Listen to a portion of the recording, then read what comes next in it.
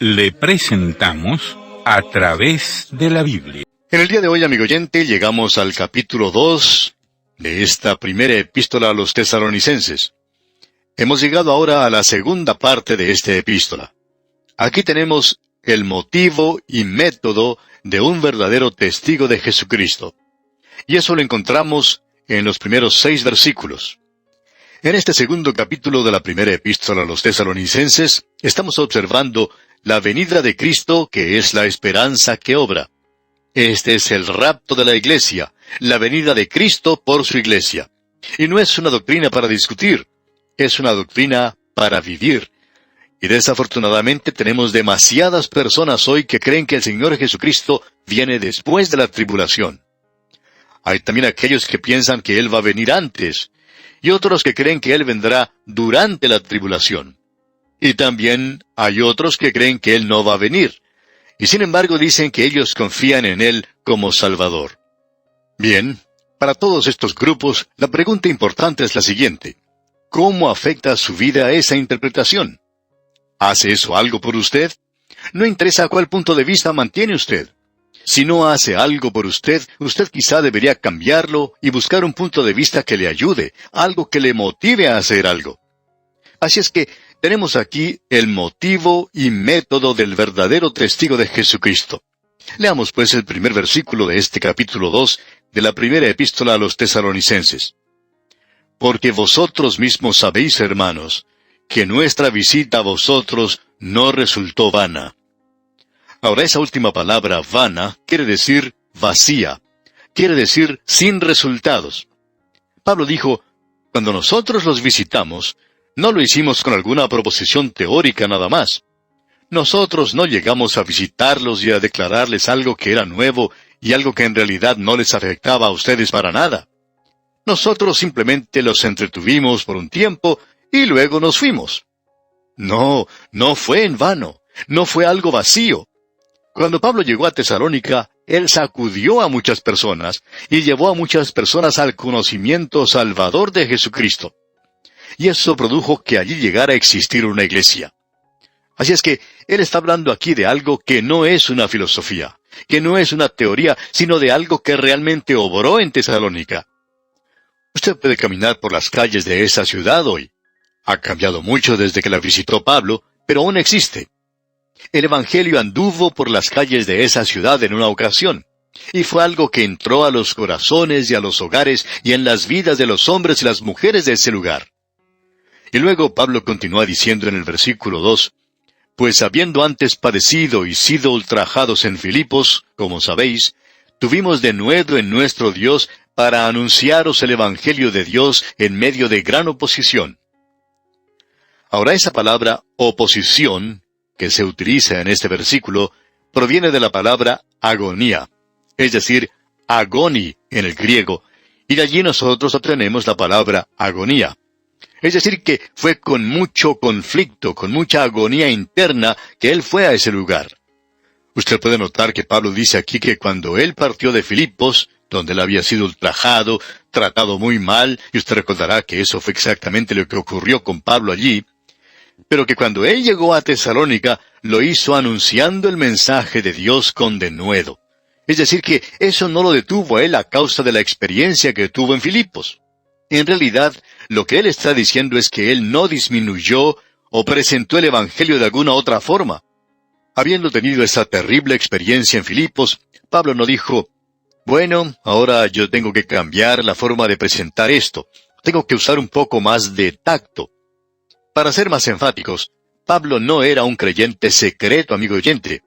Pablo habló las cosas abiertamente, de la misma manera que lo había hecho en Filipos. Hubiera sido muy fácil para él racionalizar estas cosas.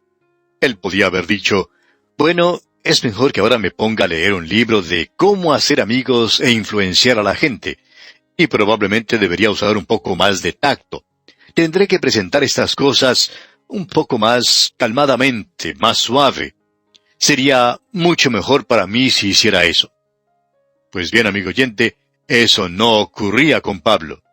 Él declaró el Evangelio y las experiencias que él padeció no le afectaron. Ahora él les va a contar cómo llegó Él entre ellos y cómo les presentó la palabra. Esto es algo tremendo para nosotros. Es en realidad algo realmente sorprendente. Amigo oyente, si alguien le preguntara a usted cuál fue el mejor sermón del apóstol Pablo, ¿qué sermón elegiría usted? Bueno, estamos seguros que entre la audiencia nuestra hoy habría opiniones diferentes, y la gran mayoría estaría correcta. Por ejemplo, ese gran sermón que él predicó allá en Damasco, después de haber sido convertido, ese fue un mensaje muy bueno. Luego ese otro en la isla de Chipre, ante Sergio Paulo, cuando él comenzó su obra misionera. Luego en la sinagoga en Antioquía de Pisidia, en su primer viaje misionero. Hablando honradamente, consideramos ese uno de sus mejores sermones. Y luego su mensaje en Atenas, ese sermón que él predicó allá en la colina de Marte, en medio del Areópago. Y luego el que pronunció en Corinto, donde hizo una gran defensa de ese mensaje. Y luego en Éfeso, en la escuela de Tirano. Todos estos son grandes mensajes. Probablemente alguien puede elegir el mensaje que él predicó en Jerusalén, por ejemplo, cuando fue arrestado, o cuando fue llevado ante Félix y Festo y el rey Agripa. Ese que pronunció ante el rey Agripa fue realmente maravilloso. O quizá el mensaje de despedida que pronunció en las playas de Éfeso. Lo cierto es que en cada uno de sus mensajes, él siempre presentaba a Cristo, su muerte y su resurrección. Y hablando honradamente, amigo oyente, si yo tuviera que elegir su mejor mensaje, no elegiría ninguno de estos. Yo tomaría su vida en Tesalónica, no en forma escrita, sino en su caminar, no en exposición, sino en la experiencia, no en su profesión, sino en su práctica. Él tomó su texto del libro de Santiago, que la fe sin obras es muerta. Él mostró lo que quería decir en su andar por las calles de Tesalónica. No lo hizo con su lengua, sino con el testimonio de su vida. Cada creyente es un predicador. Usted es un predicador, amigo oyente. Quizá a usted no le guste esto, pero lo es. Usted recuerda la historia que contamos hace algún tiempo acerca de un hombre que era un borracho. Él era un alcohólico consumado. Y en cierta ocasión un pastor tuvo la oportunidad de conversar con él en su estudio y le dijo todas las cosas que él pensaba de ese borracho. La madre de ese hombre le había pedido al pastor que hablara con su hijo. Y luego, durante la conversación, el pastor le dijo, ¿sabe usted una cosa? Usted y cada persona es un predicador. Usted está predicando con su vida. Y este hombre se puso de pie y quería pelear con el pastor. Se enojó tanto y dijo, a mí no me llame usted un predicador. A él se le podía insultar en cualquier otra forma, menos llamarle predicador. Bueno, quizá a usted no le guste que le llamemos predicador. Sin embargo, amigo oyente, usted lo es. Y como el hombre de esta historia, cada persona predica por medio de su vida. Usted está diciendo algo, usted está comunicando un mensaje por medio de la forma de vivir suya. Usted no puede hacer nada en cuanto a eso. Quizá el que está observando su vida sea un niño en su propio hogar. Y esa es una de las razones por la cual vemos a tantos jóvenes en las calles y caminos hoy. Ellos miraron lo que sus padres estaban haciendo en el hogar y no les gustó lo que vieron y salieron a los caminos.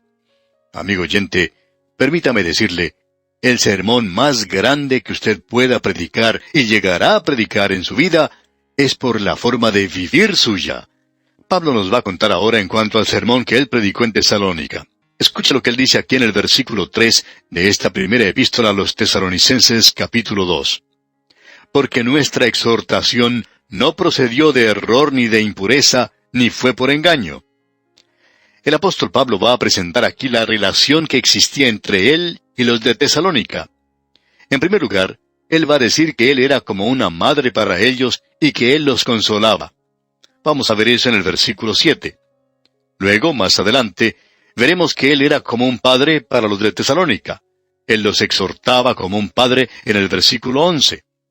Y luego veremos que él era como un hermano en el versículo 14, donde él les presenta un reto, un desafío. Pues bien, veamos entonces lo que nos dice aquí. En esta sección que estamos observando, él es como una madre para ellos. Aquí tenemos esta relación en la que él trata de consolarlos. En la primera parte del versículo 3 leemos, porque nuestra exhortación no procedió de error ni de impureza. El contenido de la exhortación no estaba adulterado. Pablo no le agregó nada al Evangelio. Él nunca lo hizo por nadie. Él nunca lo cambió para complacer a grupos diferentes. Una de las cosas que nos molesta a veces es que algunos predicadores presentan un buen mensaje del Evangelio en un lugar y luego van a otro donde también deberían presentar un mensaje claro del Evangelio. Sin embargo, no ocurre eso. Amigo oyente, eso no pasaba con el apóstol Pablo. Él dice, porque nuestra exhortación no procedió de error ni de impureza. Aquí se utiliza esa palabra impureza, y esto indica sensualidad. Lo que él está diciendo aquí es que eso no era motivado por la avaricia. Sus motivos eran apropiados, correctos. Él no fue a Tesalónica por la ofrenda que recibiría, o porque allí se haría famoso, o que él se beneficiaría por el ministerio de alguna forma. Él no fue a ese lugar por esas razones. Sus motivos eran limpios, puros. No había impureza en ese sentido. Y luego dice, ni fue por engaño. Es decir, que Pablo no rebajaba las normas establecidas para acomodar los prejuicios y pasiones de la vieja naturaleza. Él no buscaba complacer la vieja naturaleza de la gente. Esto es algo de lo que muchos de nosotros podemos beneficiarnos. En cierta ocasión, un gran predicador, al cual la gente admiraba mucho, hizo algo que no convenía. Antes le admiraban, pero ahora ya no lo pueden hacer porque él regresó a una iglesia en la cual había sido pastor. Él sabía de cierta crítica contra el pastor que estaba en ese lugar, y él usó eso para poder entrar nuevamente a esa iglesia.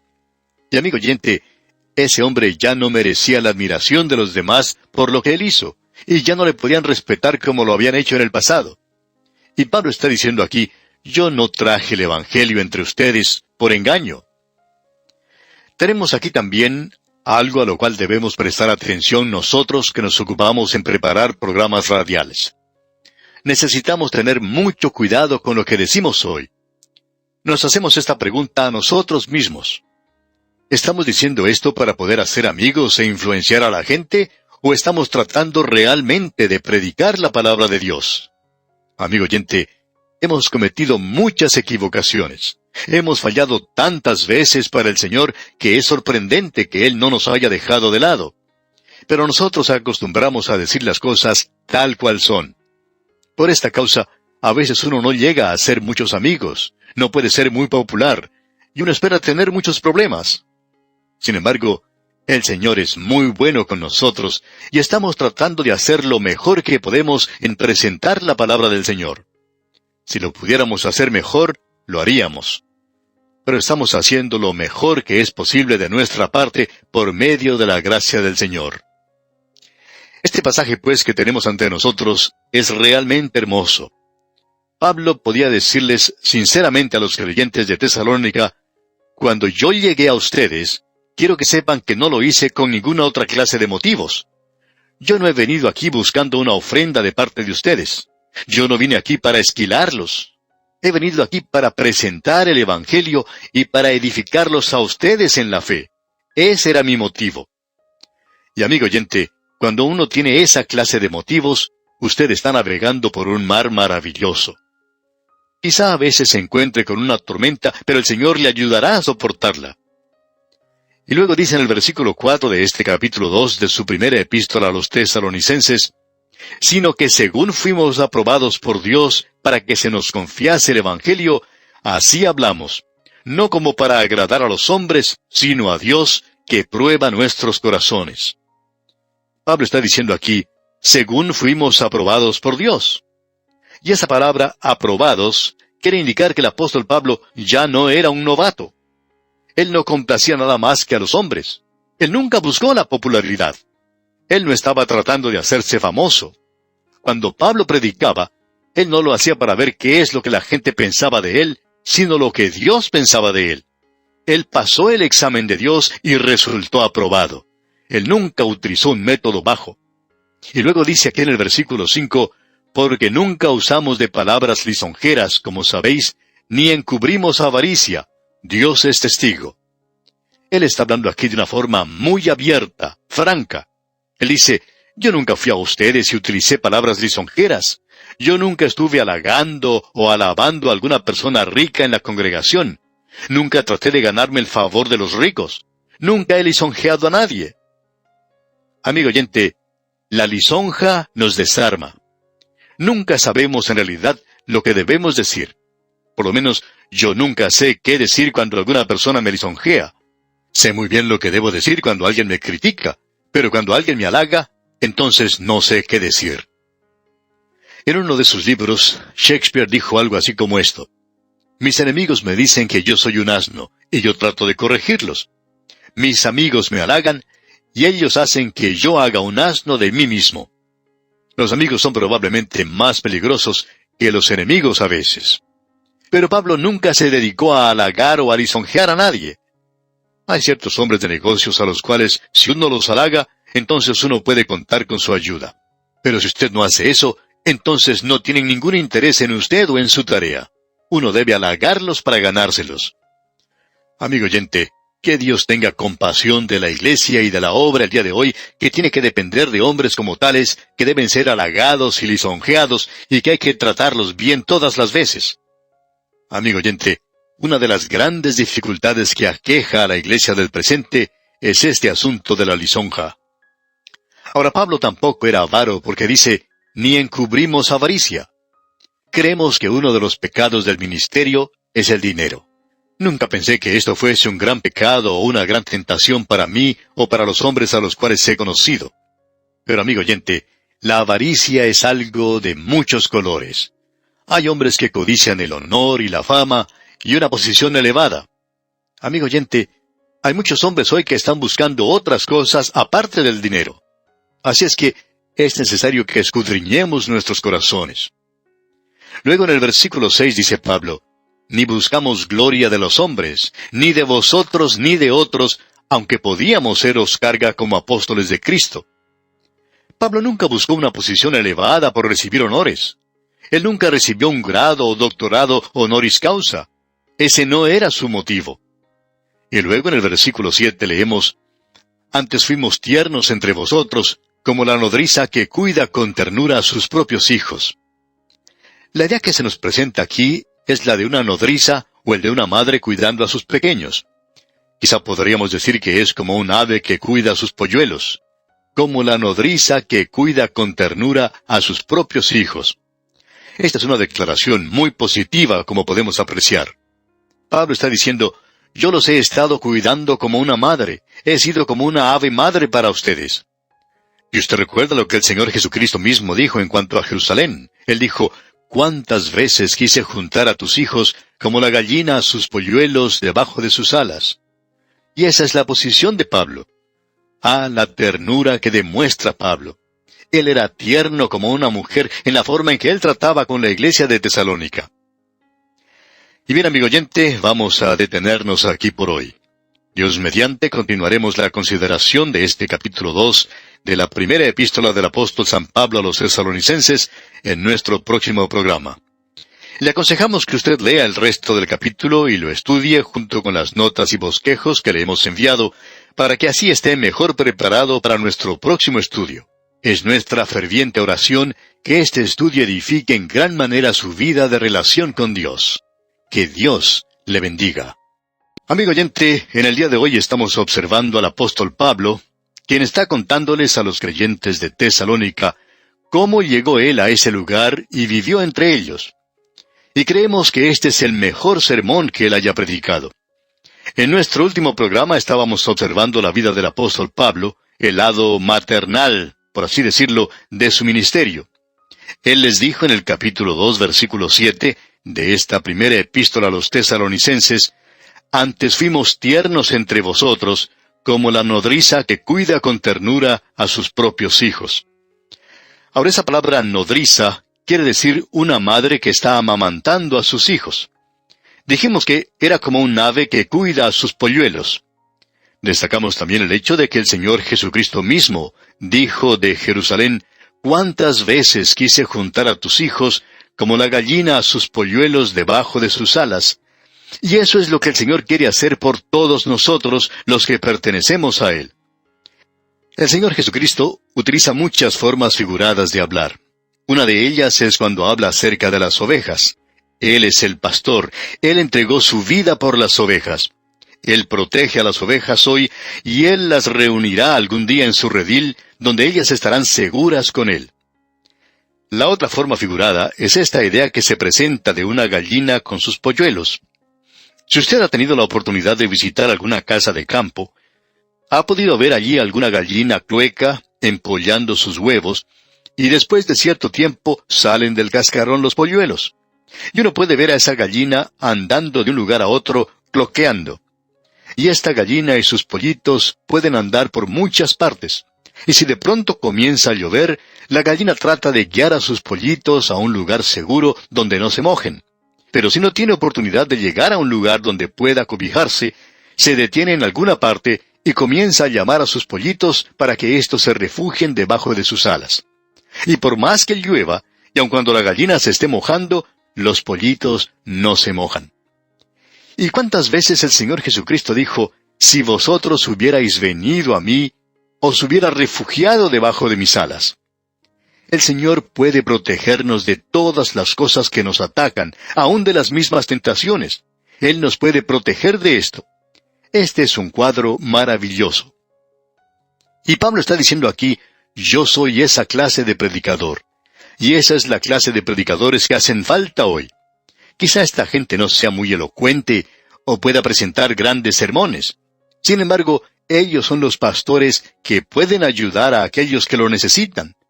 Es mejor encontrar una de estas personas que tratar de escribir una carta a un programa radial, aun cuando se pueda recibir la respuesta por medio de una carta. Hay predicadores que creen en la palabra de Dios y que la predican y que pueden ayudar a los creyentes cuando éstos están en dificultades. Hay muchos predicadores que con el pasar de los años adquieren cierta experiencia, y entonces pueden aconsejar no solo a aquellas personas de su misma edad, sino también a los jóvenes, con los cuales pueden tener una conversación abierta y sincera. Estos predicadores pueden ayudarle a usted, amigo oyente, porque son personas como el apóstol Pablo, que tienen un lado, digamos, materno en su ministerio. Y hay algunos que enfatizan este tipo de ministerio que tienen y son muy buenos para aconsejar a la gente. También tenemos el lado paterno del ministerio, y eso lo encontramos en el versículo 10. Pero vamos a continuar en esta sección considerando lo que nos dice ahora Pablo aquí en el versículo 8. Tan grande es nuestro afecto por vosotros, que hubiéramos querido entregaros no solo el Evangelio de Dios, sino también nuestras propias vidas, porque habéis llegado a sernos muy queridos. El apóstol Pablo tenía un amor genuino por los creyentes, y él estaba dispuesto a entregar su propia vida por los creyentes de Tesalónica. Podemos apreciar que él tenía con ellos una relación maravillosa.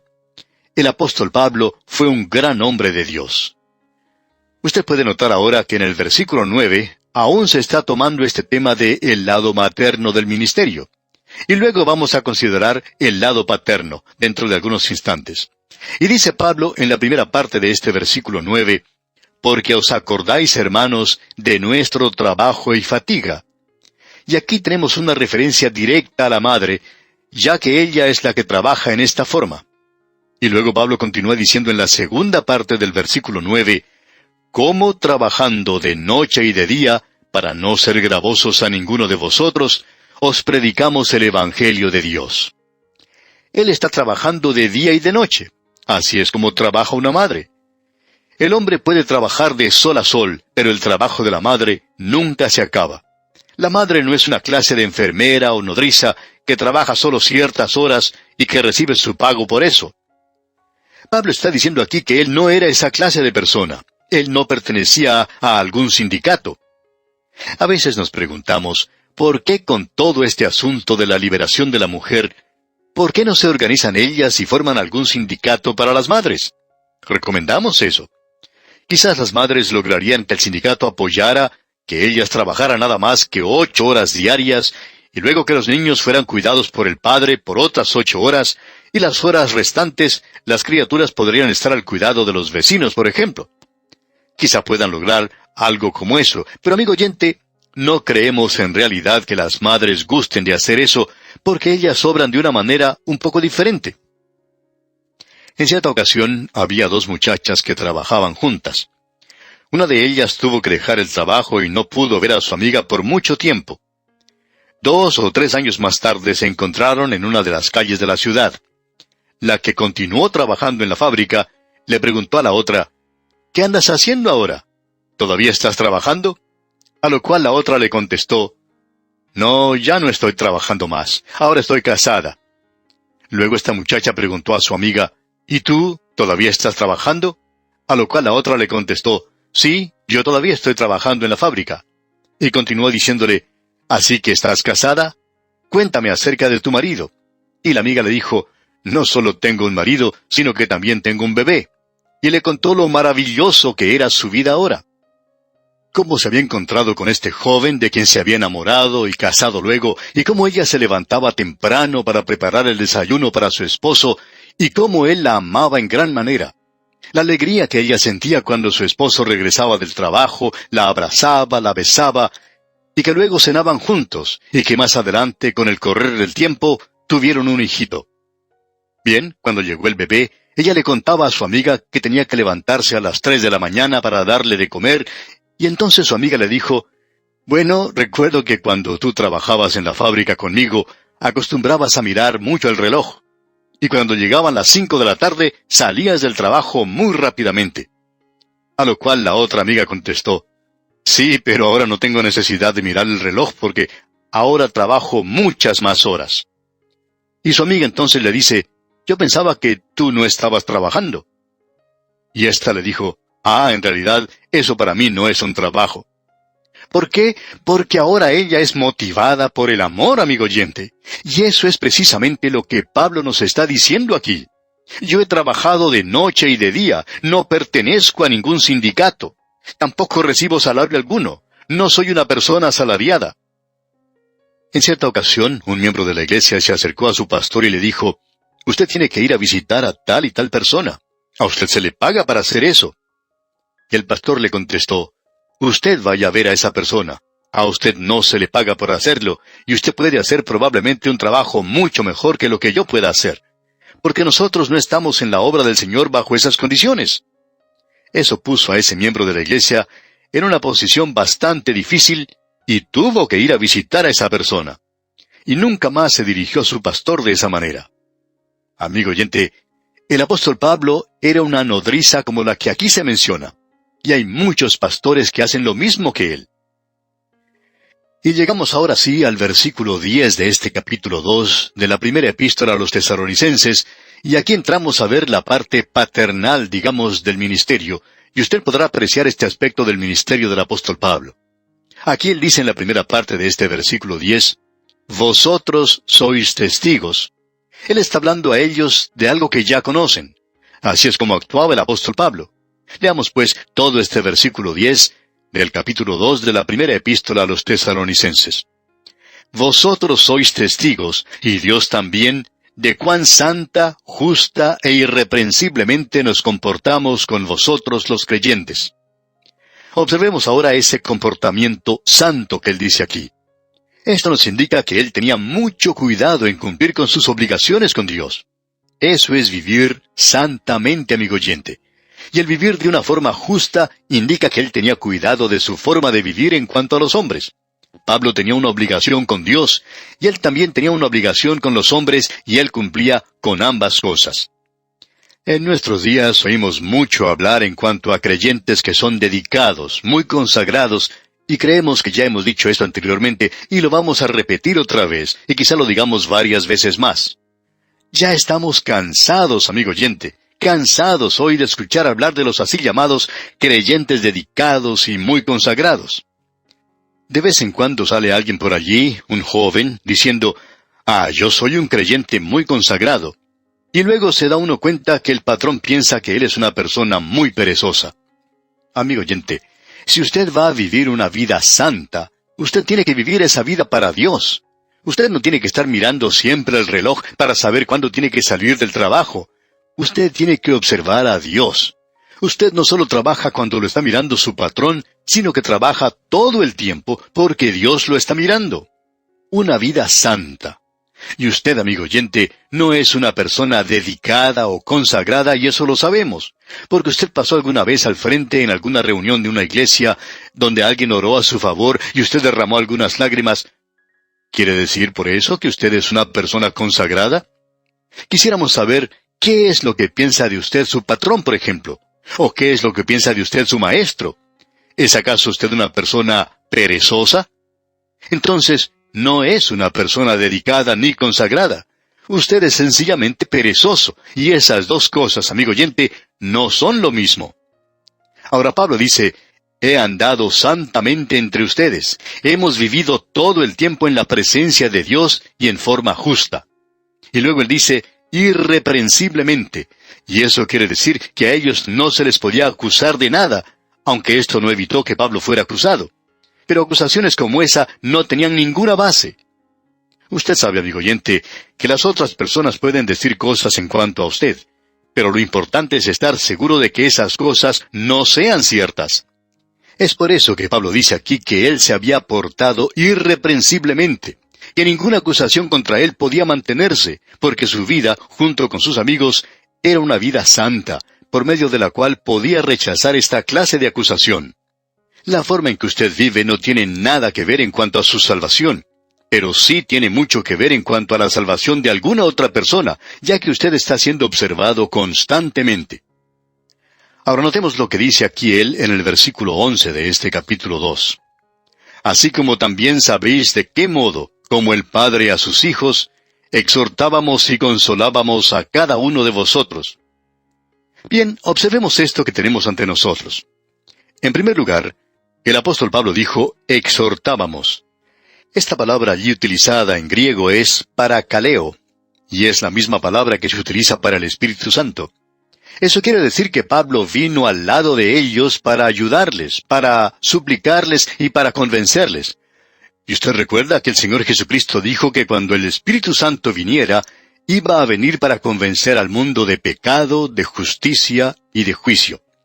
Y estamos convencidos de que uno nunca llega a presentar el Evangelio en el poder del Espíritu Santo, sino hasta cuando lo presenta como algo con lo cual el Espíritu Santo pueda convencer a los hombres, convencerlos de pecado, de justicia y de juicio.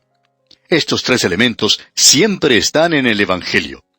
Y el apóstol Pablo está diciendo que esa es la forma en que él lo ha presentado, como un padre. Luego él continúa diciendo, consolábamos. Ahora esta palabra consolábamos no es la misma palabra que nosotros utilizamos hoy en día como consolar. Hemos visto su significado en el lado materno del ministerio del apóstol Pablo. En su lugar, la palabra aquí significa persuadir. Había una urgencia en el mensaje de Pablo a los tesalonicenses. Luego él los persuadía, urgía a los hombres. Así que, hermanos, os ruego, decía él. El apóstol Pablo podía rogarles. Y esa es la forma en la cual nosotros deberíamos presentar el Evangelio hoy. Luego en la primera parte del versículo 12 leemos, y os encargábamos. Y eso tiene una nota de severidad, de disciplina. Es una palabra muy viril, una palabra muy robusta, una palabra firme, una palabra masculina. En el día de hoy tenemos mucha predicación débil. Son palabras lindas pronunciadas por una persona buena a una audiencia hermosa. Eso simplemente hace que uno preste oídos sordos a una predicación así.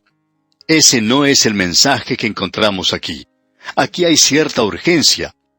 Alguien ha definido un servicio promedio en una iglesia liberal como un lugar donde un hombre moderado habla ante un grupo de personas moderadas y les urge a que sean más moderados. Amigo oyente, eso realmente nos enferma. No nos gusta esa clase de cosas. En algunos países, durante la época de la Pascua, los periódicos publican los temas sobre los cuales van a predicar los predicadores liberales el domingo de resurrección. Ellos tienen un verdadero problema con el tema de la resurrección. Y si uno tiene la oportunidad de leer algunos de los temas que van a presentar, notará que algunos de ellos en realidad causan gracia verlos. En cierta ocasión, un pastor presentó el tema de la Pascua es la época de las flores. Amigo oyente, ¿se imagina usted que ese haya sido un mensaje robusto, viril? No nos sorprende que en el día de hoy tengamos tantos santos enfermos si están recibiendo esa clase de alimento. Un gran predicador del pasado acostumbraba a decir que algunos sermones no tienen suficiente evangelio como para preparar una sopa para un saltamontes enfermo. Y eso es cierto hoy, amigo oyente. Pero qué cosa más gloriosa fue el ministerio del apóstol Pablo aquí. Y él dice, así como también sabéis de qué modo, como el Padre a sus hijos, exhortábamos y consolábamos a cada uno de vosotros. Y continúa en el versículo 12, y os encargábamos que anduvieseis como es digno de Dios, que os llamó a su reino y gloria. Amigo oyente, nosotros debemos andar dignamente. Eso es lo que Pablo les dijo en su epístola a los Efesios, como usted bien puede recordar. Dijo él, yo pues, preso en el Señor, os ruego que andéis como es digno de la vocación con que fuisteis llamados. Ahora, el reino aquí, en este versículo 12 de 1 Tesalonicenses 2, se refiere a lo eterno, al reino milenario. Y la gloria se refiere al reino eterno. Es decir, que aquí podemos tener una perspectiva del plan de Dios y de su propósito. En otras palabras, viva, amigo oyente, a la luz de la eternidad. Y Pablo continúa hablando y en el versículo 13 del capítulo 2 de la primera epístola a los Tesalonicenses dice, por lo cual también nosotros, sin cesar, damos gracias a Dios, de que cuando recibisteis la palabra de Dios que oísteis de nosotros, la recibisteis no como palabra de hombres, sino según es en verdad la palabra de Dios, la cual actúa en vosotros los creyentes. Aquí tenemos el otro lado de lo que hablábamos el otro día. Pablo había dicho al principio, pues nuestro evangelio no llegó a vosotros en palabra solamente, sino también en el poder, en el Espíritu Santo. Esa es la forma en la cual el evangelio debe ser presentado hoy. Escuchamos a muchas personas que critican a los predicadores. Amigo oyente, si ese hombre está presentando el evangelio, no solo debe ser presentado con poder, sino que debe ser recibido como la palabra de Dios. Amigo oyente, permítanos hacerle una pregunta. ¿Cómo recibe usted la palabra de Dios? ¿La recibe como la palabra de Dios? ¿O es necesario que se le ericen los pelos para saberlo? Eso es lo que ocurre con muchas personas en las iglesias hoy. Dicen, me pregunto, ¿qué es lo que dirá el predicador de mí el día de hoy? Tienen esa clase de actitud.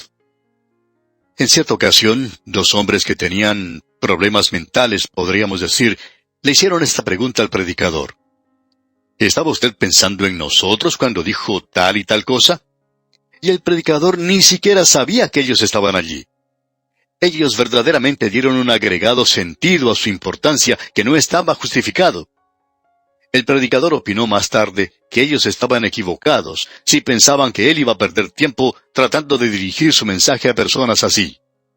Pero lo importante de notar aquí es que ellos no recibieron la palabra de Dios como si fuera la palabra de Dios. Entonces, no es solo que debe ser predicada como la palabra de Dios, sino que también debe ser recibida como tal. Y amigo oyente, si usted la recibe de esa misma manera, así es como va a obrar en usted. Esa es la razón por la cual hay tantos creyentes que son fríos hoy. Son tan fríos como la cola de un pescado.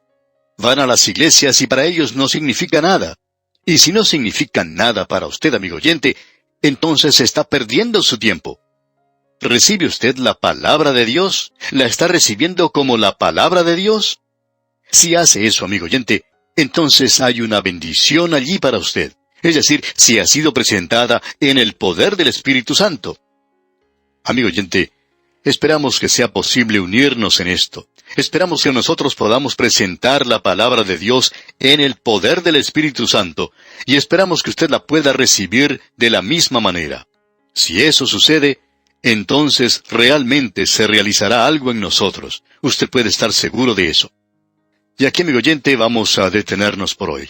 Dios mediante, en nuestro próximo programa, continuaremos y terminaremos nuestro estudio de este capítulo 2 de la primera epístola del apóstol San Pablo a los Tesalonicenses. Este capítulo 2 es en realidad un capítulo muy destacado, porque aquí tenemos que la venida de Cristo es una esperanza que obra, o sea que actúa en el lugar donde nosotros vivimos. Es nuestra oración que el Señor derrame sobre usted sus más ricas bendiciones. Continuamos hoy, amigo oyente, nuestro estudio en esta primera epístola del apóstol Pablo a los Tesalonicenses. Y vamos hoy a considerar lo que dice el capítulo 2, comenzando con el versículo 14. Este capítulo 2 de esta primera epístola a los Tesalonicenses Es en realidad un capítulo muy destacado porque aquí tenemos la venida de Cristo es una esperanza que obra.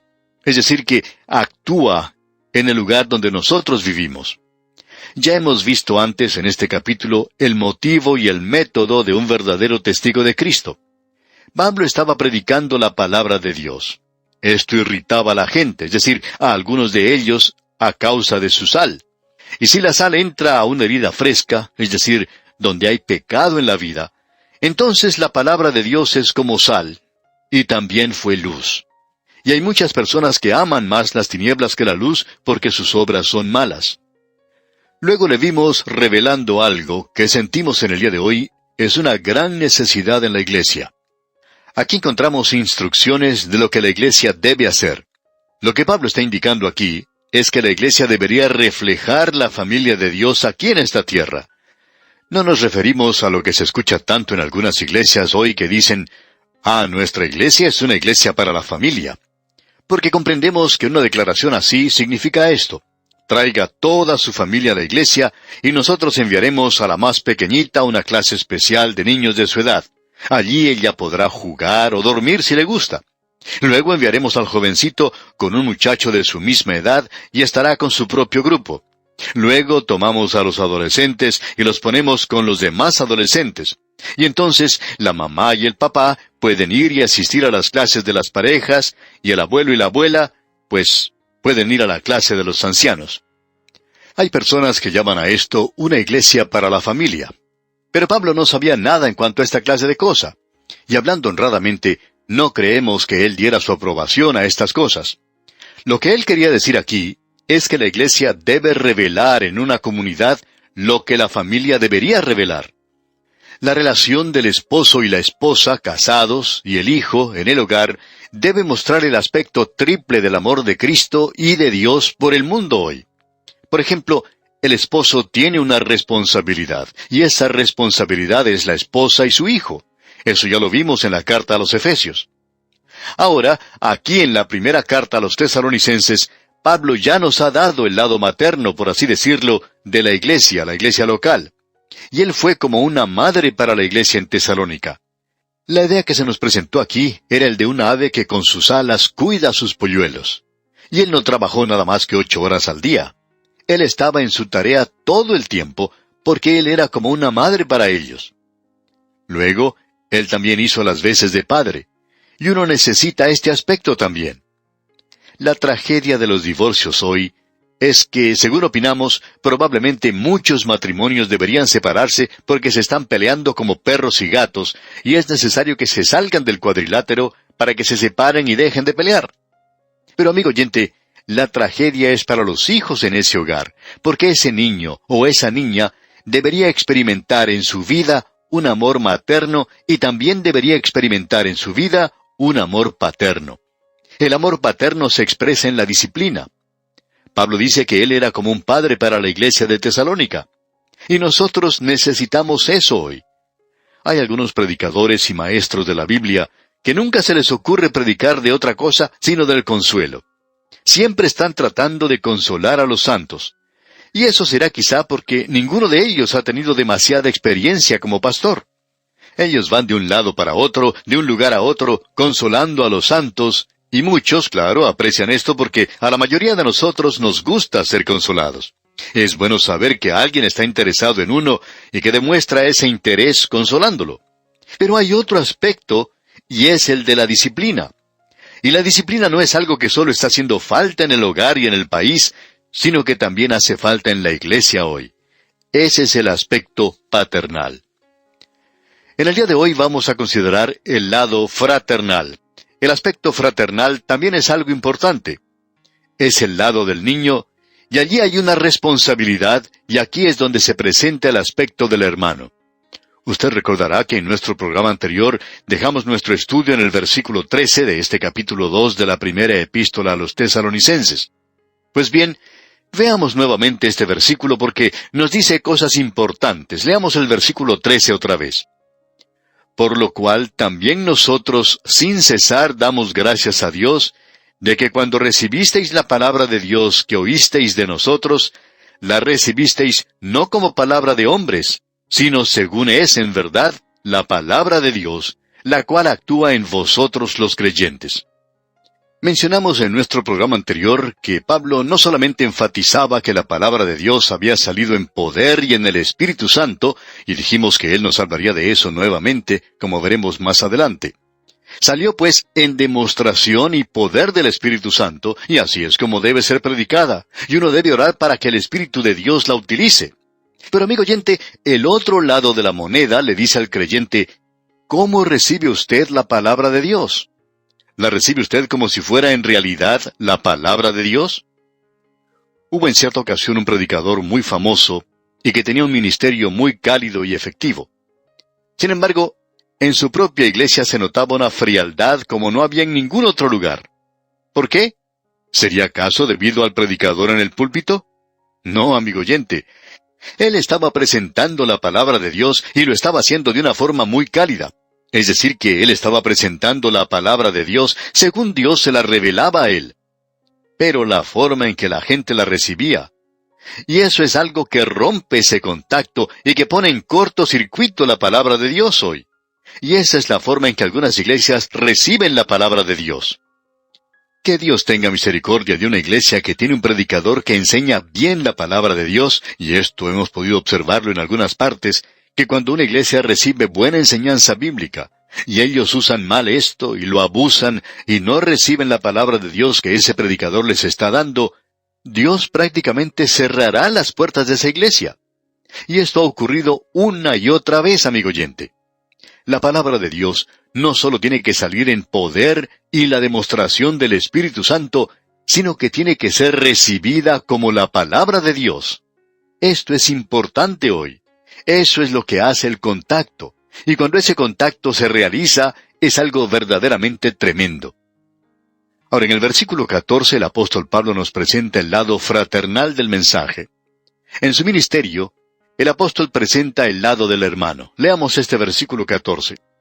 Porque vosotros, hermanos, vinisteis a ser imitadores de las iglesias de Dios en Cristo Jesús que están en Judea, pues habéis padecido de los de vuestra propia nación las mismas cosas que ellas padecieron de los judíos.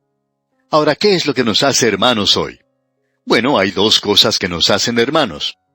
Todos somos hermanos, no importa cuál sea nuestro color, ya que todos nosotros hemos pecado y estamos destituidos de la gloria de Dios. Todos nos encontramos en esa categoría. Ahora, si se nos permite la expresión, somos hermanos de sangre, ya que todos nosotros hemos pecado. Eso nos coloca a todos en la familia humana. Esa es la hermandad de los pecadores. Y ya que es eso, no es una hermandad donde se demuestra mucho amor. Es mejor que tenga cuidado de su hermano, es decir, de ese otro ser humano. Ahora, Pablo dice aquí en este versículo 14, porque vosotros hermanos. Ahora, ¿cómo es que llegaron a ser hermanos? O sea, a unirse. El apóstol Pablo dice, pues habéis padecido de los de vuestra propia nación las mismas cosas. La iglesia en Tesalónica era en su gran mayoría una iglesia gentil. En Tesalónica existía una colonia romana, y los gentiles perseguían a los cristianos primitivos. Ellos les causaron grandes dificultades en esa época, aun cuando las grandes persecuciones bajo el emperador no habían comenzado aún. Pero los creyentes estaban sufriendo en Tesalónica, y Pablo podía decir, bueno, ustedes saben que antes que ustedes, los hermanos en Jerusalén, ellos también sufrieron por sus hermanos, es decir, los hermanos raciales. Y eso es lo que los une a ustedes. ¿Y qué es lo que los atraía unos a otros? El sufrimiento. El sufrimiento era lo que los unía, y el sufrimiento, amigo oyente, es el cemento que mantiene a los creyentes unidos. La iglesia hoy se está separando, se está despegando, y la razón para esto, según creemos, es que está ocurriendo lo que ocurrió antiguamente, y que nos relata ya Deuteronomio capítulo 32, versículo 15. Allí dice, pero engordó Jesurún y tiró coces. Es decir, que ellos habían entrado a un período de abundancia y se volvieron muy criticones. Y en el día de hoy la iglesia en muchas partes se encuentra gozando de abundancia. Y opinamos que existe la posibilidad de que muy pronto se presente la persecución. Hace ya muchos años atrás, un hombre de Estado hizo una declaración sorprendente. En ella dijo que los creyentes tendrían que sufrir por su fe. Es una declaración un poco extraña procediendo de una reunión política, pero eso fue lo que informó. Y hay muchos otros que están diciendo lo mismo. Y nosotros estamos orando hoy por un avivamiento. Sabemos de muchos grupos de creyentes que se reúnen para orar y pedir por un avivamiento. Pero nunca hemos visto o nos hemos enterado de alguno de estos grupos que se reúnan para orar y pedir que puedan sufrir o que puedan ser perseguidos para que llegue ese avivamiento. Pero amigo oyente, no creemos que en el presente estado podamos tener un avivamiento. En el día de hoy existe un renovado interés en la palabra de Dios en muchas partes, y eso es algo realmente tremendo. Algunas personas están diciendo que esto es un avivamiento. Nosotros no lo llamamos así. Pero nosotros podemos apreciar que nuestro programa, por ejemplo, ha sido aceptado debido a esta ola de este renovado interés en la palabra de Dios, y esa es la razón por la cual la gente está escuchando la palabra de Dios. Pero no llamamos a eso avivamiento. Cuando llegue un avivamiento, no va a haber nadie que pregunte, ¿es esto un avivamiento? La gente va a poder decir, esto es un avivamiento. No hemos llegado aún. Pero sí creemos que si el sufrimiento llega a la iglesia, eso hará que los creyentes se unan y dejaríamos entonces de lado toda esa insensatez de estar criticando a nuestro hermano. No vamos a andar diciendo, pero él no hace las cosas como yo las hago. Él tiene una doctrina un poco particular. Él piensa que usted debería de bautizarse de esta manera. Amigo oyente, ¿es usted un amigo de Dios? Entonces, usted es mi hermano y yo quiero que usted sepa eso. Quizá no estemos totalmente de acuerdo, pero usted es mi hermano. Usted es mi hermano porque nos encontramos en la familia de Dios. Y deberíamos reflejar esto ante el mundo. Y cuando la iglesia refleje esto ante el mundo, entonces tendrá lugar un verdadero avivamiento. Creemos que lo que pasa es que estamos tratando de tomar un desvío o un atajo para tener un avivamiento cuando oramos por un avivamiento. ¿Por qué no oramos más bien por las condiciones que producen el avivamiento? Usted se dará cuenta que fueron las actividades extremas del hombre las que causaron avivamiento en épocas del pasado. El gran movimiento que tuvo lugar en Inglaterra sucedió cuando ese país se encontraba al borde de la revolución. Y quizá nosotros, amigo oyente, no estemos muy lejos de eso tampoco. Necesitamos reconocer hoy que hace falta algo como eso para producir un avivamiento. Ahora esto no nos va a hacer muy populares con ciertos grupos, pero alguien necesita decir las cosas como son. Y amigo oyente, eso es lo que Pablo está diciendo aquí, y nosotros estamos simplemente repitiendo lo que él dice. Ahora, en los versículos 15 y 16 de este capítulo 2 de la primera epístola a los tesalonicenses, dice Pablo, los cuales mataron al Señor Jesús y a sus propios profetas, y a nosotros nos expulsaron, y no agradan a Dios, y se oponen a todos los hombres, impidiéndonos hablar a los gentiles para que éstos se salven. Así colman ellos siempre la medida de sus pecados, pues vino sobre ellos la ira hasta el extremo. Nosotros consideramos que este es un pasaje muy destacado en la Escritura. Nos revela un gran principio. Dios permite que el pecado continúe su curso, y en el lenguaje figurado de los profetas se decía que la copa de la iniquidad debe ser llenada. Dios está permitiendo que se llene, es decir, Dios no lo detiene, porque si Él hiciera eso, Satanás podría decir, ya ves cómo no me diste una oportunidad, no permitiste que yo llegara al final. Y amigo oyente, Dios va a permitir que vaya Él hasta el final. De paso, digamos que nosotros interpretamos la gran tribulación como tal. Notemos ahora lo que el versículo 17 tiene que decirnos. Aquí tenemos la verdadera recompensa del testigo de Cristo. Escuche lo que él dice. Él continúa hablando y nos presenta aquí este amor fraternal. Aquí tenemos un verdadero fraternizar. Esto es lo que en realidad debería ser un movimiento ecuménico. Cuando usted está en Cristo, amigo oyente, todos somos hermanos en Cristo, pero fuera de Cristo somos todos enemigos. Leamos este versículo 17. Pero nosotros, hermanos, separados de vosotros por un poco de tiempo, de vista, pero no de corazón, tanto más procuramos con mucho deseo ver vuestro rostro. Qué bueno es escuchar al apóstol Pablo decir eso. Pablo había sido expulsado prácticamente de Tesalónica y él dice, no me gustó dejarlos y quiero regresar a ustedes otra vez. Y él lo hizo, digamos de paso. Ahora en el versículo 18 dice, por lo cual quisimos ir a vosotros, yo Pablo ciertamente una y otra vez, pero Satanás nos estorbó. Pablo aquí demuestra un discernimiento espiritual para ver que fue la estrategia de Satanás la que estorbó que él fuera a Tesalónica. Y Satanás aquí quiere decir adversario. Creemos que en el día de hoy Satanás puede tratar de estorbar este programa que presenta la palabra de Dios. Hemos podido verlo en muchas ocasiones. A veces este programa se presenta por otras estaciones comerciales y ocurre un cambio en el propietario o la gerencia y se quitan todos los programas religiosos. ¿Por qué?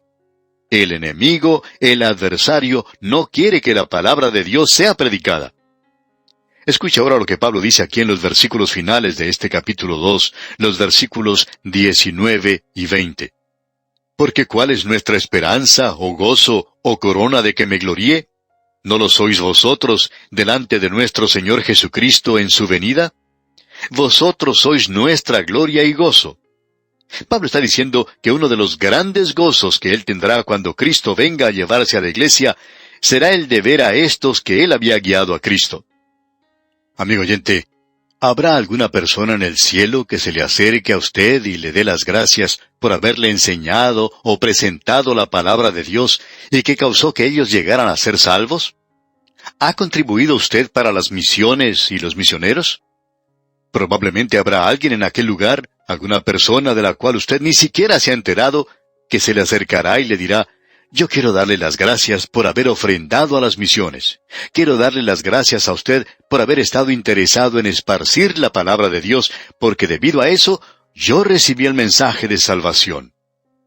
Y eso, amigo oyente, será parte de la recompensa que recibiremos en el cielo.